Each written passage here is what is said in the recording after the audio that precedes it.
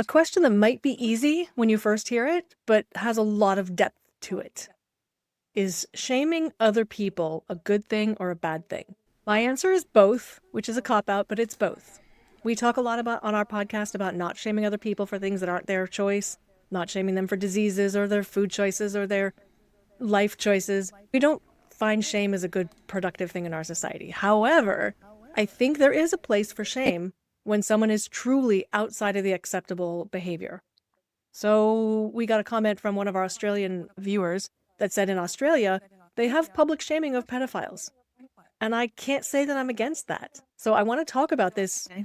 What is the scope of acceptable shaming? And I know it's going to be different for every single person, which itself is a complication. Who defines what that scope is? What if we disagree with other people on what that scope is? So I think it's something to explore because I don't want to feel shame. I don't want to shame myself, certainly, but I think in this context, we're talking about shaming other people to get them within the societal norm.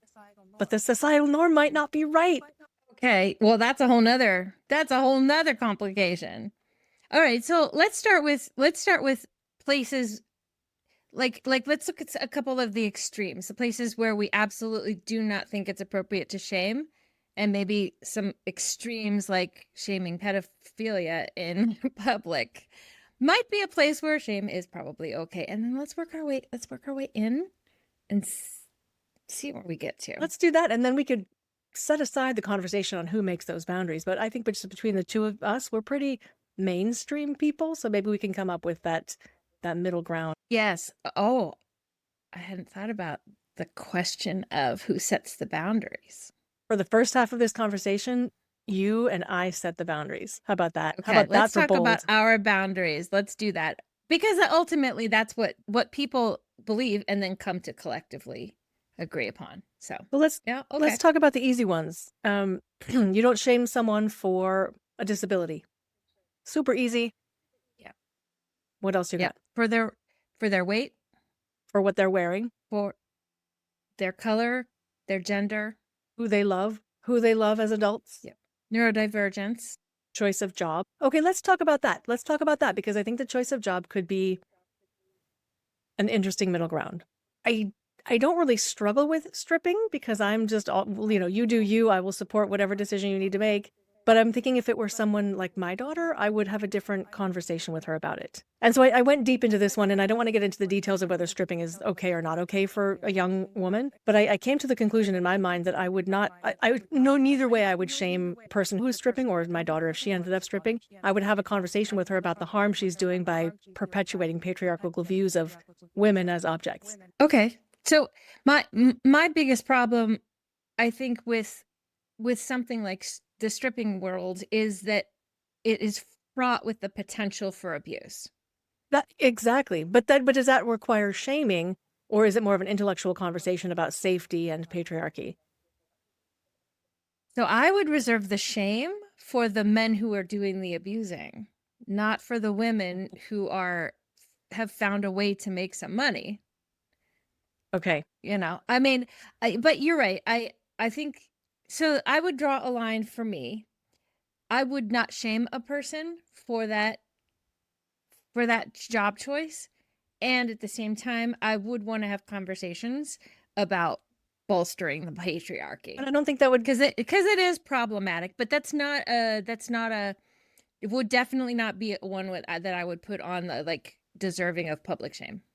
I agree with that. What about an unemployed person who's able-bodied and doesn't want to work? Because there is actually in the United States a lot of public shaming from the government even for people who decide not to work even though they can, even though someone else has decided that they can. Where does that fit? So, okay, let's talk about this though. There is a huge political shaming going on for young men living in their mom's basement and playing video games and choosing not to work.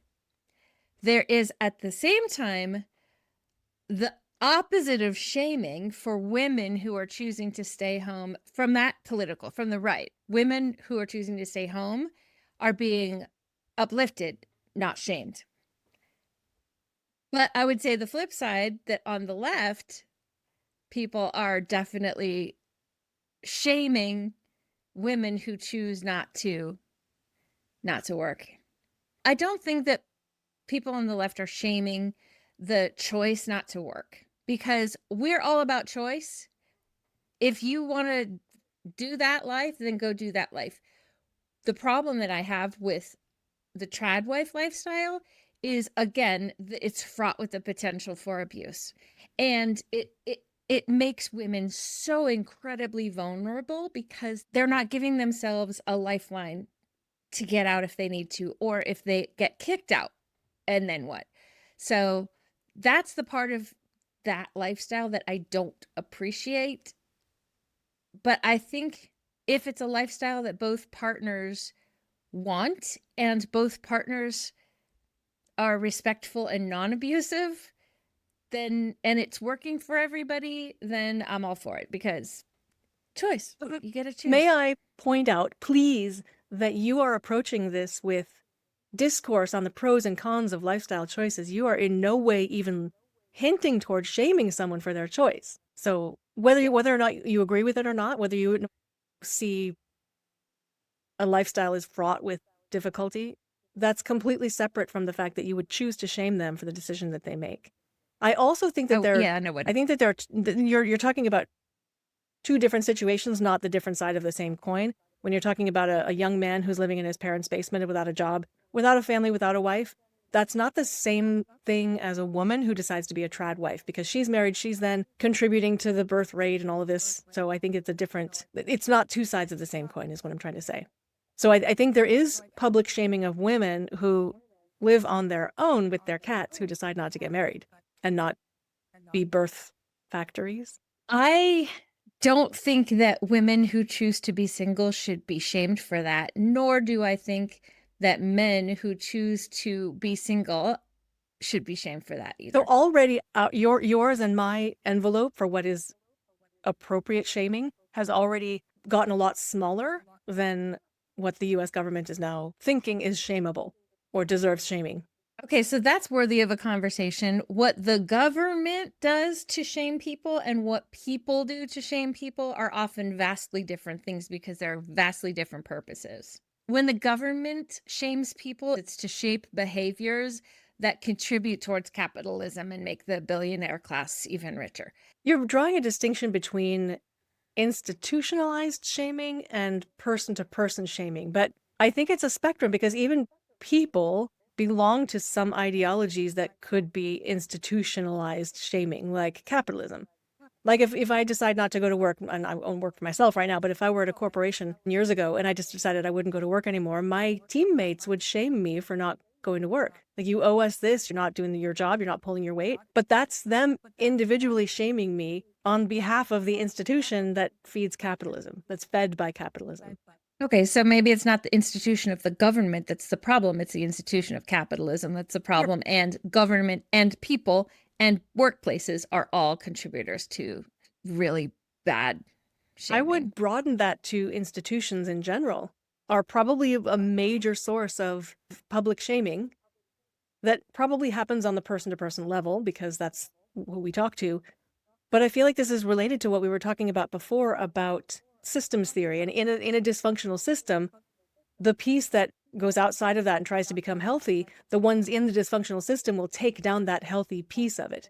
And maybe shaming is the way that capitalism and the right-wing regime right now, and maybe churches, maybe the shame is the way that they keep those potentially functional pieces of their institution back and bring them back into the fold. Maybe that's the mechanism. Well, let's talk a little bit more about person-to-person shaming and see if there's do we see a lot of shaming happening on a person-to-person level that's not based on institutional shaming? So there's a lot of it in the church. I think now that you're pointing it out, I don't experience nearly as much person to person shaming that is separate from people within an institution. So let's talk about the church for a minute.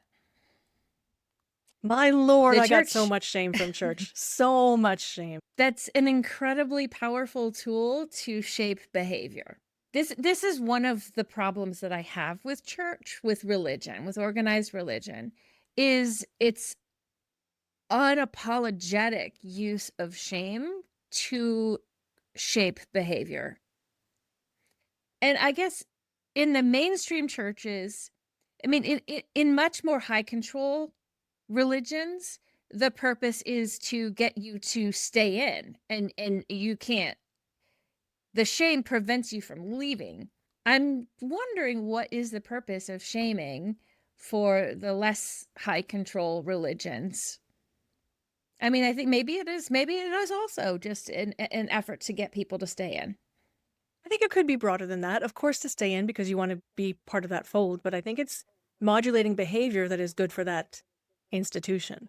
So, as an Yeah, but example, how is it good? How is it good? How okay, give your example and then let's ask, like, how does that help the there are institution? some religions that shame not having enough children. So it creates more people of that religion. So I guess that's keeping you in, but also building more of that religion, more people in that religion. Okay, so the one that really gets me is the shaming for the lack of purity, the purity culture. That one bothers me. But now that you say it, in terms of having more children so that the religion can continue, that is essentially what purity culture is about keeping women not only in the religion, but also pure so that they can get married and have a crap ton of babies Pure and babies. grow the religion. Yes, yes, pure babies. Grow the religion from the inside. Make sure that they are, what's the word for like? Nah, alike, Homogenous. homogeneous. Make sure that they are homogeneous. So let's go down a related road about shaming young people for having sex. Let's talk about that because I think that the view is much different today than it was many years ago, but not that much. Depends on who you ask. So if you ask conservative Christian men right now, should women be freely having sex when they're in their 20s? That answer would probably be no. And that's shameful. You're dirty, you're used, things like that.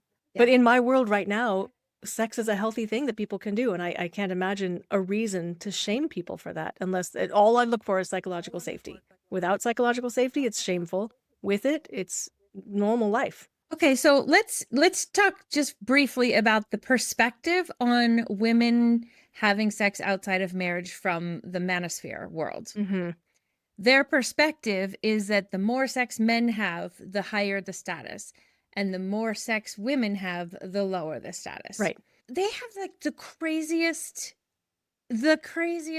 ways of justifying that position, like saying that there's some medical, like every man that they've ever been with, it finds his DNA intertwined with her DNA and then therefore polluting babies or what. I like, what? Okay, besides all that bull, what's the purpose? Like, why do they care? Why do they I care have a theory. if women are having sex before marriage or outside of marriage? Okay, let's hear your theory. My theory is that men are very fragile, very emotional, and despite thinking they have a big ego, are probably lack a lot of confidence. So if they know that a woman that they're currently with has chosen to be with other men instead of them or before them or after them, that's a big threat to their ego. And I think they're just a little fragile and emotional about not being the only person that could be with this woman. That's one theory. I have another theory. Maybe they're afraid to be compared Yes, to previous. yes, yes. Maybe they're afraid that they're not going to live up to the other men that have been I'm with them. certain of that. Right. My other theory, and I think it's a little bit of both, my other theory really is that some men look at women like possessions. And they're not going to want to get a used bicycle if they can get a new bicycle. Why buy the cow when you can get the milk for free? Well, that's a whole nother thing. It's a And whole other topic. But if women really are yeah. possessions, then you want a new one, right? Yeah, right. Unblemished, untarnished. And there is this sense that men have of conquering, Right. right? They're conquerors. And so if they are conquering a woman that's already been conquered by someone else, then it makes their achievement so much less. So this is one of my big pet peeves about women not having sex, right? Is that you're somehow protecting something that belongs to someone else, and then you have this conquering event, and then you've been conquered and you're damaged. That is so traumatic. That's so traumatic that you're looking.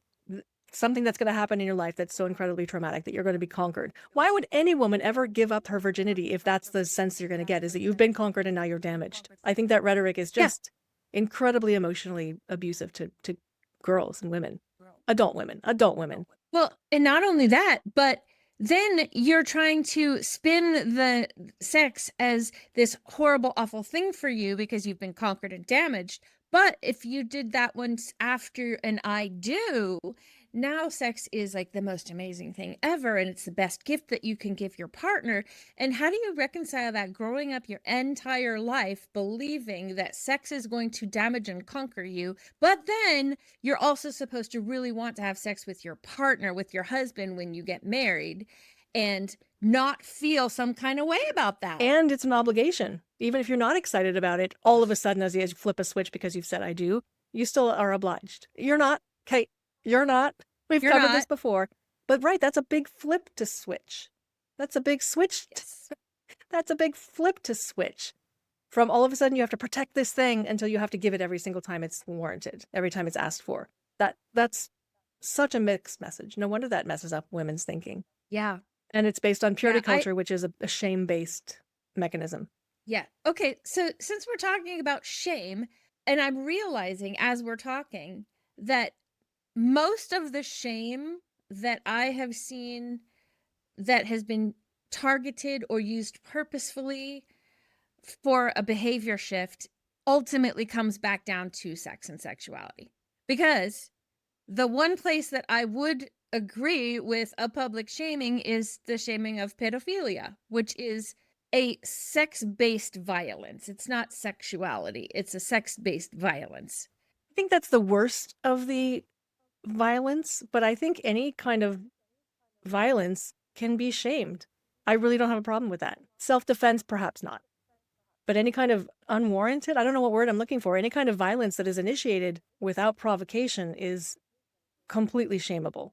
There was a video on TikTok, I know you're on a detox right now, but there was a video recently of two kids, I think they were about 14, and apparently they were friends, but the guy was asking for her phone number or something and she wouldn't give it to him, and so he picked her up and threw her on the ground and stomped on her head. And they're 14, so they should be protected. I think that's a little bit different, but if this were an adult man and it went around social media and everyone said that's not okay, that kind of public shaming is one of the things that keeps people from stomping on other people's heads, and that's okay. Okay, so let's talk about this. Let's get into it. Girl, what did you say the other day? Put on your scuba gear because we're going in a deep dive. So there was an article that came out from CNN, a news report recently, that stated that this Rape Academy had 65 million hits on this website. And what the Rape Academy is doing is teaching married men how to drug and rape and videotape and post those things of their wives and get away with it. That's what the Academy is about. In addition to just the horrific nature of such a crime, I heard a creator come on here and she put it, she nailed it. She said that there's been a lot of talk about how it's not 65 million men, it's 65 million hits, and a lot of those hits could be the same men coming back again and again. Okay, you know what? Whatever. If it's 65 men, the thing that's been the most heinous about this particular news story is that it took away our last safe space. Because we already know that we can't walk into an empty garage at night, or that we can't walk down the street at night. We can't walk anywhere at night. We already know that anytime we're going to go any place where there's not that many people, we need to be prepared. It could be dangerous. We have to walk with the keys between our hands. But we have always felt like when we get home, we can let that guard down and we can just be safe behind the walls and doors of our home. And this has just raised the level of the lack of safety that we even have when we are closing our eyes at night in our own beds. That has now been desecrated as a safe space. And I know that the sexual abuse has been happening. Sexual abuse, physical abuse, financial abuse, a lot of abuse already happens in marriages. So I'm not discounting that that's already prevented the home from being a safe space for some people. This, I feel like it takes it to a whole nother level. You're absolutely right. And as our listeners start to get to know me, they're going to realize I have very strong views about marriage. I don't understand why any woman would want to get married. And this is yet one more instance of that we think that once we get married. Oh, so I have to admit, when I got married, one of my motivations was that I'm like, I just want to be done with this. I don't want to learn how to trust men again. I've got one. It's fine. Let's just end this whole dating thing and having to trust people and get to know other. I just wanted to get done with that. That was a mistake. But there is this sense that once you become a bride and someone has picked you and you get to be in this relationship, that's going to be a safe place. Not just even in your own home, in your own bed, but in your own relationship. And what we've seen is that for many, many couples, the being inside the relationship of marriage is not a safe place to be. You know that, Yeah. and I know that. So here's what I wonder. You asked the question, would shaming such behavior be a deterrent to the behavior? Do you have any opinions about what you're hearing? We would love to hear from you. Write something in the comments. We want to know. So here's what I wonder. You asked the question, would shaming such behavior be a deterrent to the behavior? And I actually think that maybe not. And here's why I think that. Because people who already are willing to behave like that don't seem to have much shame. I think that the solution to these problems is not public shaming as much as it is shifting the narrative altogether. So in groups of men, apparently they seem to think that this kind of behavior is acceptable. What has to happen is that those narratives have to shift. Men have to start holding other men accountable for their bad behavior. Men have to start making a story that does not give space for that kind of behavior. So maybe it is a little bit of shame. Maybe men need to be shaming other men. Yeah.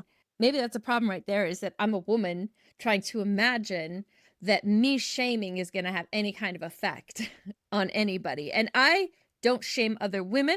So, like, the only thing I can think of when you talk about shaming, public shaming as a deterrent, all I imagine is the sins of men. That's all that comes to my mind. Okay, well, we can. Like, the sins of women have been shamed since Eve. Yes, that's a very good point. The sins of And men have so- shamed women since Eve. Let's make this clear. Yes, that's right. Yeah, I mean, even yes, there's a long history of women being punished for being raped. Right. Right. And it's shame-based. What did you wear? What choices did you make? What did you drink?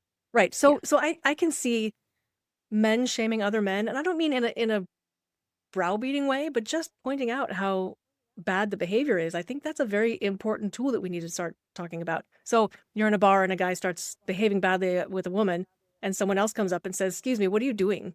What the hell are you doing? Let's check your behavior here." I think that's a very good kind of shaming, and I think that has to happen. And I think it's going to be effective. And I see you're right. I see your point about the people who are already behaving in such extreme ways don't have any shame, but I think that they still do. I think they still do. They don't want to be called out on it. Think of the Ashley Madison fiasco of 5-10 years ago when all those names were released. Those men were devastated. The Epstein files, they're shamed to be in the Epstein files. So I think shame does work.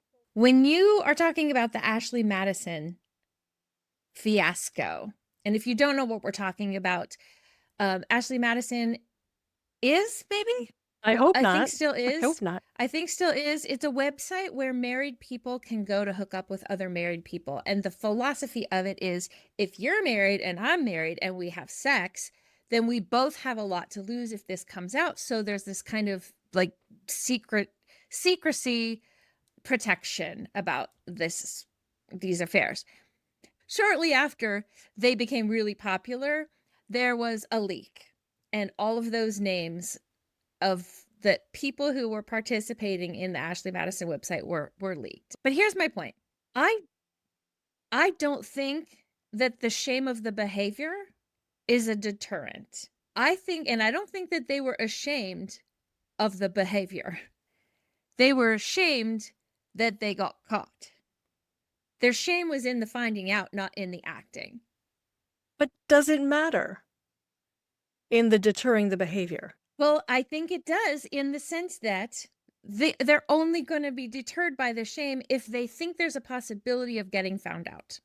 As long as they feel like they're not going to get found out, then I don't think that they care. Okay, so the world of pedophilia, let's just go all the way to the extreme.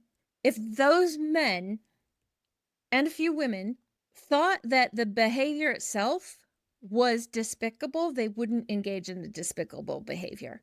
They do not care about the behavior at all. And the fact that pedophilia has always been one of those places where it is shameful to get found out.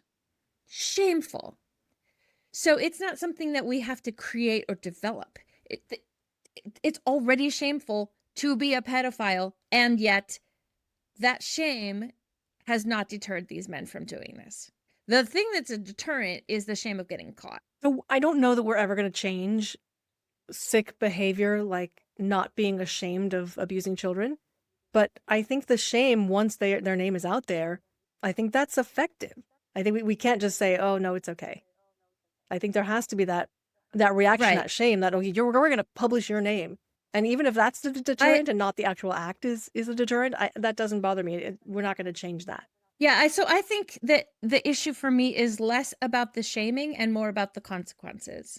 I think the consequences for me, and I think shame is one of the consequences, but the consequence that they're afraid of is losing their spouse, losing their job, losing their money, losing their power, losing their status.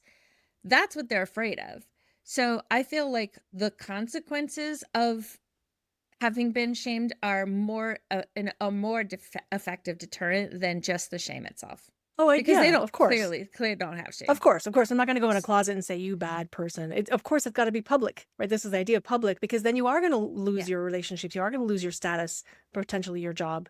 There's a really, really good content creator on TikTok called Tizzy Ent, and his whole brand I is love Tizzy Ent. taking people who are really behaving badly in public, who are I was going to say on film because I'm so old, who are being recorded.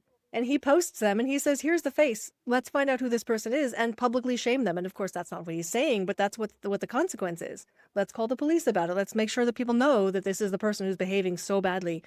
And this is really effective. He's well respected, followed. He's respectful. He makes sure that this is what actually happened before he goes and shames people in public. So I think this is one of the best executions of shaming that I've seen in a while. Because he shamed them publicly, we are now able to crowdsource the consequences.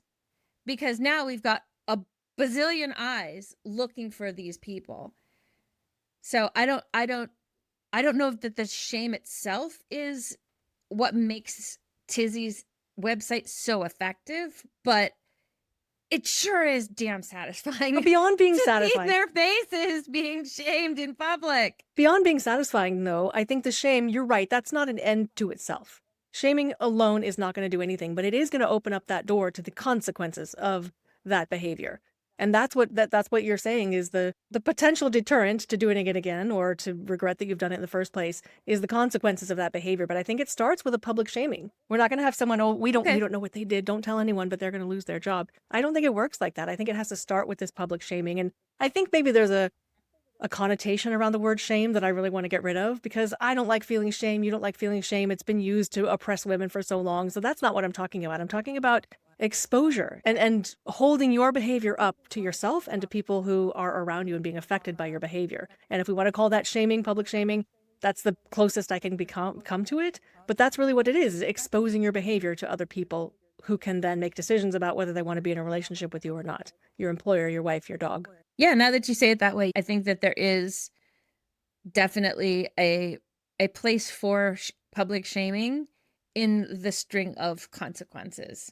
Because if we don't have a public shaming about particular types of things like pedophilia, then it can just continue to go on forever because no one's talking about it. I mean, in some sense, you're right, have to have the shame element of it in order for it to be something that once exposed is going to have consequences. It's the collective exposure and agreement that's not acceptable behavior to most of us. So this is the other complicated part, is that when we talk about most of us, that's my opinion right now, or it's your opinion right now. What if people have vastly different opinions about what's acceptable? So let's take, for example, I don't really want to go there because I don't want to get deported out of the United States. But let's say we had some fictional political figure who's an admitted rapist, a pedophile, and the opinion of the people around that potential person or that hypothetical person is that it's okay to shame women for having sex.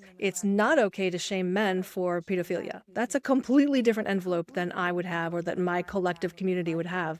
How do we deal with the fact that those envelopes, those definitions of what's shameable or exposable differ so much? I can say with complete confidence that those people are wrong. They're just wrong. The people who are defending pedophilia are wrong. So it's not a matter of I have a different belief than you have. In this sense, I think that most people, and by most, I mean most sane people who aren't in the cult, most non-cult members, most people who don't have a loyalty to the pedophile in chief. Okay, most of us would be everybody else. We understand that it is not okay to rape children. So I don't think that we have to make room for this difference of opinion because it's not a difference of opinion. Those people are wrong. I'm in no way suggesting we make room for it. I'm saying how do we deal with it?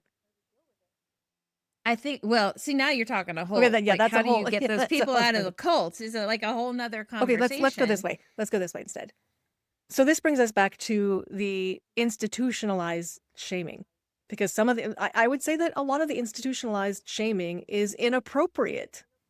It's not warranted. Yeah. It's on the wrong scale. If you're not, if the institution, let's say the institution of the U.S. government is not shaming pedophilia, but is shaming women for having cats, that's inappropriate. So it's the institutional issue that people are following, that people want to be part of that. They want to be part of that institution, and therefore they will do the inappropriate shaming on both ends, inappropriate on both ends. And quite frankly, you and I both grew up in a generation where we bought into that shame. I believed growing up my entire life that I was a worth less person because I was fat. And the thing is, I wasn't. No. But I was being told by the institutions, including like schools, churches, friends, friends of friends, friends of parents, friends, media, everybody was telling me that I was worth less because of my weight. But it doesn't matter And I what you actually believed it. weighed. It doesn't matter what you actually weighed, though. Because you were saying, no, No. I wasn't fat. That doesn't matter. You could be 100 No, so my pounds or point, 300 pounds. It doesn't matter. It's still inappropriate to shame no. people. Yes, and my point is though that I believed it. Like I internalized that shame and I carried it for a really long time. So your question is how do we turn away from that? I think the very first thing is we have to deconstruct the shame that we've carried that is not ours to carry. I think that's the first thing is we as individuals have to do that. And then we have to speak amongst ourselves, which is getting easier to do with social media. So I've got a lot of problems with social media, but the part that I don't have a problem with is that now that we're talking to each other, we're realizing, hey, this is a bunch of bullshit. I shouldn't have to be feeling worthless because I ate a cookie for dessert yesterday. So once we talk amongst ourselves, then we build a collective, then we build a community, and then our community gets together with the community down that side of the road, and this community on this side of the road, and the community across the pond. And once we build enough numbers to shift the entire narrative, I think is when we really start to affect change.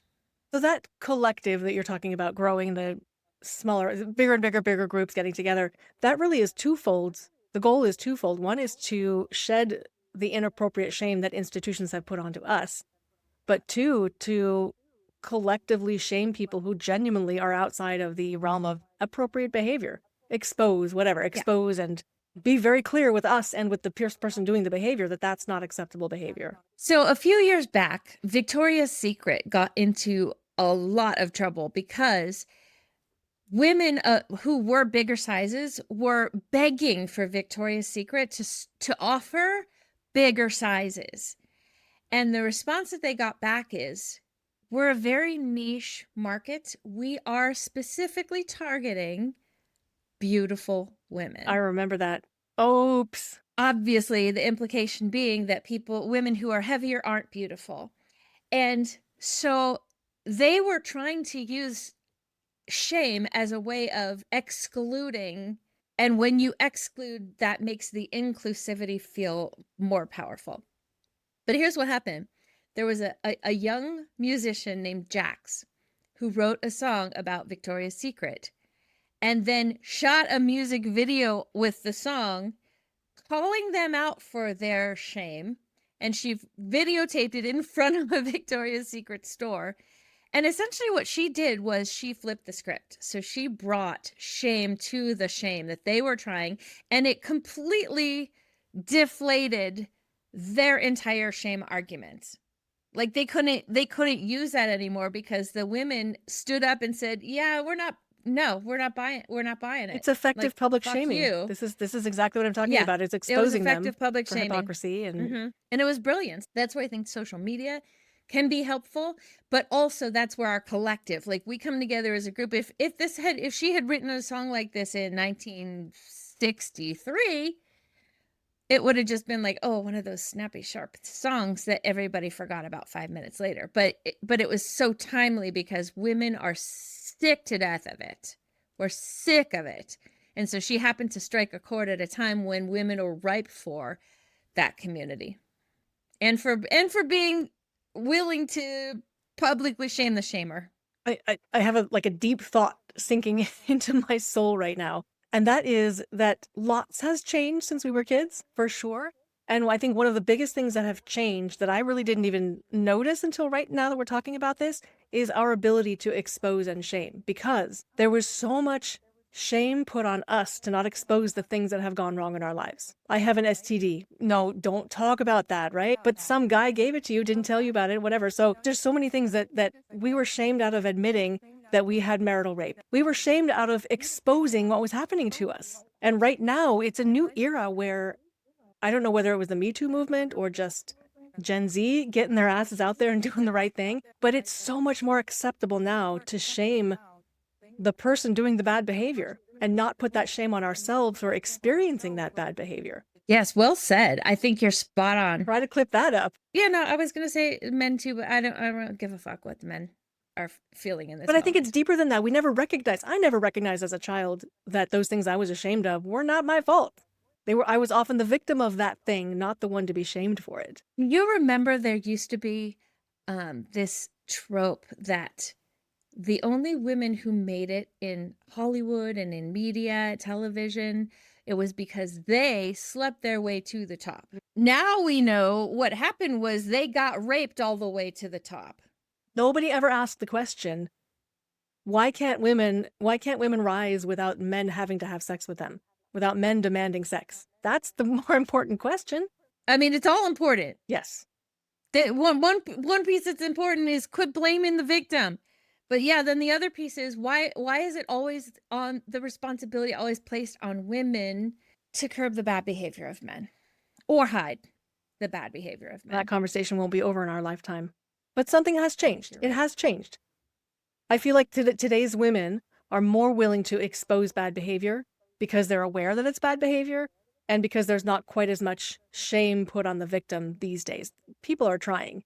But I think, as you say, we're done with it, and we don't want to own that guilt, that shame anymore when it wasn't us that did the thing. And you know what really I think made that shift? Obviously, the Me Too movement was a huge player, and I'm so grateful that is a thing. The ability for women to have their own checking accounts, to have jobs, to be able to apply for mortgages, to be able to apply for car loans. I have a friend that's my age that when she tried to go buy her first car, they would not sell it to her because her husband wasn't with her, even though she was using her own job's money from her own personal checking account to buy the car, they wouldn't sell it to her without his permission. What? So the fact that we all got this, and this is really new. I mean, it's only been in our lifetime that a lot of these things have been afforded to women. And that independence has given women an option. So in 1950, if your husband raped you, you're just too damn bad. It's too damn bad for Wasn't you. even Because against what are the you law. going to do? You're going to walk away? To what? Right. Walk away with no money, with no place to live, with with the kids? Like, so now that we have the independence, I think is a huge factor in our ability to look at all of the bullshit we've been putting up with all these years and go, no, thank you, I'm done. I'm just quite done. Thank you. Bye. Yeah. And in many ways end up better off for it. We have so much further to go, and I don't know, this isn't a conversation around sexism, but you were talking about a woman not being able to buy a car. Today, in 2026, today, many men are being called by their wife's doctor or asked by their wife's doctor, can I give her a hysterectomy, yes or no? So we have a long way to go. We are backsliding. So if you will recall, when we were teenagers, it was hugely shameful for a teenager to get pregnant. It was like the end of their life if they got pregnant as teens. Right now, in 2026, the white Christian nationalist movement is bemoaning the fact that teenage pregnancy rates are decreasing. Right. They're lifting this up as a horrible, horrible thing that we need to change, that we need to fix, that we need to get teenagers having babies again, because they don't like that the women having babies right now are in their 30s. They don't like it. What a shift that we are now, where when we were kids, it was shameful to get pregnant as a teen, and now it's shameful because you're not getting pregnant as a teen. Like, it's just what the institution needs at the time. And they're shaming the people to coerce them to serve the institution and the current needs. That's it. We need to start shaming the institutions. And I think that's what's happening. And I think that's part of why we're having such a clash of cultures right now. Right. Because it's like trying to put the genie back in the bottle with women. Like, you're not going to convince the bulk of American women who have had freedom now for 50 years to just go right back into that kind of enslavement. Because it's enslavement. It's unpaid labor that you can't escape from. Now that we've been freed, they think that the only way, and actually you're probably right, the only way to get us back to a world like that is to reestablish the narrative that it's shameful not to be a tradwife, but it's too late. So there are a lot of women who are buying it right now, but too many of us who are not ever going to go back to that and are not going to teach our daughters to go back to that. This is why I think we have such a culture clash right now. And I mean, people talk about civil war. I don't know what the heck that would look like in this day and age, but I think that's part of the problem, is that there are entities, the institutions, trying to reestablish that shame, and the rest of us are just not having it. We're going to push and shame them back. We're going to shame the pedophiles, not the little girls. We're going to shame the movie execs, not the women who are getting raped on their way up to Hollywood fame. We're shaming the shamers, and I think that's going to be the most effective tool. It's not going to just be free sailing and being able to shame all of the bad behavior. It's not going to work that easily, but at least we're going in the right direction. Yeah. So the question that you started with, is it okay to publicly shame? Are there some arenas where we can publicly shame? And I'm like, yes. I'm on the yes boat now. Okay, good. Yes, good. I think we have to publicly shame. I don't love it as the hammer in the toolbox where everybody can just grab a hammer and start swinging away. Right. I prefer it like a scalpel, and we should be using it with some precision. We should be using it with some measure of respect for the power that it holds. Because otherwise, if we just like let shame run rampant, I think we're gonna have a lot more problems with it coming back to bite us in the butt. Okay. This is exactly right, because right now, shame is running rampant in inappropriate ways. The only way to get that shaken back to where it needs to be is to start shaming the shamers, as you're saying. as an effective precision tool to get exposure and then behavior modification. Yeah, absolutely. Yeah, I feel like the whole Victoria's Secret thing was Victoria's Secret swinging away with a hammer and then Jack's coming with a scalpel. Slice.